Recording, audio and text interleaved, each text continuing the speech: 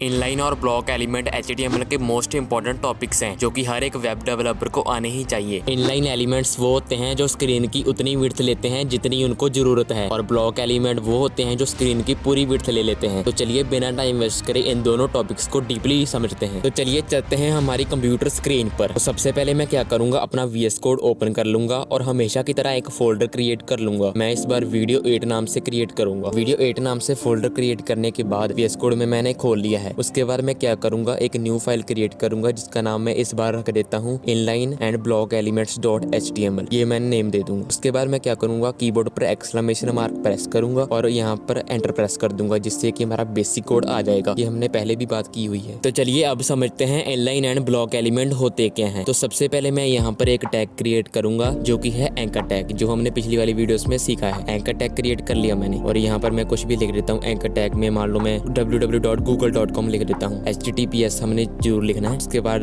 खाली स्पेस में गूगल लिख देता हूँ, तो हमारा जो वेबसाइट में ऐसे दिखने लग जाएगा, लिंक की तरह, जो हमने पिछली वाली वीडियोस में देखा हुआ है। अगर आपको नहीं पता एंकर टैग के बारे में तो आपको हमारे चैनल पर जाकर पिछली वाली वीडियो जरूर देखना। उसके बाद एक और टैग क्रिएट करूंगा मैं, पी टैग को क्रिएट कर लूंगा, जिसमें मैं कुछ भी टेक्स्ट लिख दूंगा नॉर्मली। उसके बाद मैं क्या करूंगा, एक CSS फाइल क्रिएट करूंगा। अभी आपको CSS तो नहीं आती होगी, वैसे मैं आपको समझाने के लिए CSS फाइल क्रिएट करूंगा। यहाँ पर मैं एक और फाइल क्रिएट करूंगा जिसका मैं नाम रखूंगा style.css। उसके बाद इसको लिंक कर लूंगा। लिंक करने के लिए HTML में यहाँ पर लिंक CSS में यूज करूंगा। आपको ज्यादा अभी सीखने की जरूरत नहीं है, पहले आप HTML पर फोकस कीजिए। उसके बाद ये मैंने क्रिएट कर लिया। अब मैं क्या करूंगा, CSS फाइल में जाऊंगा। उसके बाद क्या करूंगा, P टैग को सबसे पहले सिलेक्ट करूंगा। P टैग को सिलेक्ट करने के बाद इसका जो बैकग्राउंड कलर है उसको मैं सपोज येलो कर दूंगा।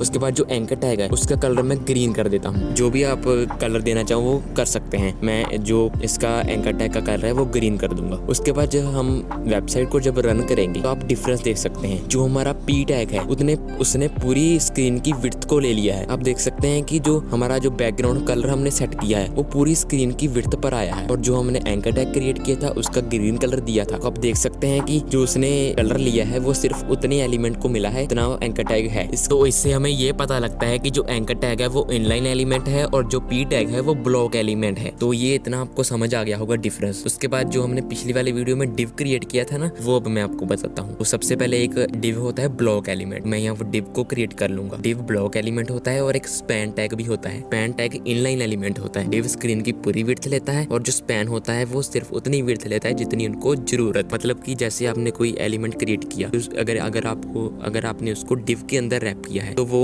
एक लाइन के बाद आएगा। अगर आपने स्पैन में यूज किया है तो वो मान लो एक एलिमेंट है, उसके आगे ही वो आ जाएगा। पूरी विड्थ नहीं लेगा, वो जितना एलिमेंट है सिर्फ उतनी ही विड्थ लेगा। तो ये डिव और स्पैन का काम है, इसलिए हम डिव और स्पैन को यूज करते हैं। तो जैसे कि आप देख सकते हैं मैंने एक डिव क्रिएट किया है। डिव के अंदर मैं लिख देता हूँ I am a block element, ये हमने लिख दिया। उसके बाद स्पैन क्रिएट करूंगा। स्पैन के अंदर मैं लिख दूंगा आई एम अ स्पैन। ठीक है, इतना मैंने लिख दिया। तो अब बारी बारी हम समझते हैं। तो सबसे पहले मैं क्या करता हूँ, डिव को एक बैकग्राउंड कलर, डिव को मैं बैकग्राउंड कलर सपोज करो कि मैं यहाँ पर एक्वा दे देता हूँ। उसके बाद जो स्पैन है उसको मैं कलर दे देता हूँ ब्लू दे देता हूँ। उसके बाद आप फिर से वही डिफरेंस देख सकते हैं। जो डिव है वो ब्लॉक एलिमेंट, इसलिए वो स्क्रीन की पूरी विड्थ ले रहा है, और जो स्पैन है वो सिर्फ उतनी विड्थ ले रहा है जितनी उसको जरूरत है। और उसके बाद अब समझते हैं जो सबसे पहला एलिमेंट हमने क्या किया था। सबसे पहले हमने एंकर टैग क्रिएट किया था। एंकर टैग सिर्फ उतनी ही विड्थ लेगा जितनी उनको जरूरत है। आप देख सकते हैं सिर्फ उतने के पीछे ही बैकग्राउंड कलर आया जितना वो एलिमेंट है। उसके बाद हमने P टैग को क्रिएट किया था, सेकंड एलिमेंट। P टैग उस पूरी स्क्रीन की विड्थ ले रहा है। उसके बाद हमने डिव क्रिएट किया, डिव ब्लॉक एलिमेंट है, वो भी पूरी स्क्रीन की विड्थ ले रहा है। उसके बाद स्पैन क्रिएट किया, वो इनलाइन एलिमेंट है, वो उतनी विड्थ ले रहा है जितनी उसको जरूरत है। उसके बाद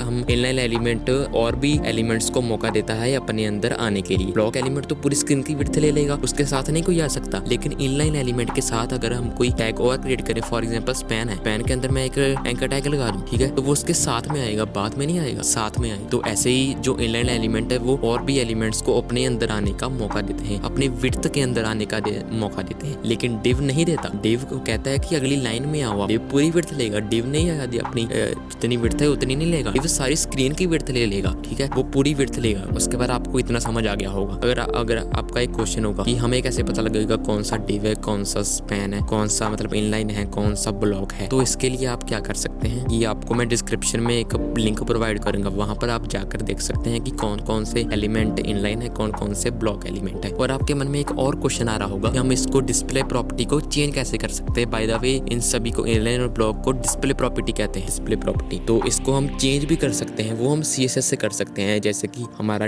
div जो ब्लॉक एलिमेंट है, हम इसको इनलाइन एलिमेंट भी कन्वर्ट कर सकते हैं। ये सब CSS में बात की जाती है, वो हम आगे देखेंगे जब हम CSS सीख रहे होंगे, जब मैं आपको CSS पढ़ाऊंगा। तो अभी के लिए आपको इनलाइन और ब्लॉक एलिमेंट के बीच में डिफरेंस समझना है। आई होप कि आपको समझ आ गया होगा कि इनलाइन एलिमेंट क्या होता है और ब्लॉक एलिमेंट क्या होता है। आई होप कि आपको वीडियो अच्छी लगी हो। अगर आपको ये कोर्स अच्छा लग रहा है तो आप वीडियो को लाइक कर सकते हैं और चैनल पर पहली बार हो तो सब्सक्राइब कर लेना। और अगर आपने हमारी पिछली वीडियोस नहीं देखी तो उसको भी एक बार चेकआउट जरूर करना। तो अब मिलते हैं नेक्स्ट वीडियो में, तब तक के लिए बाय बाय।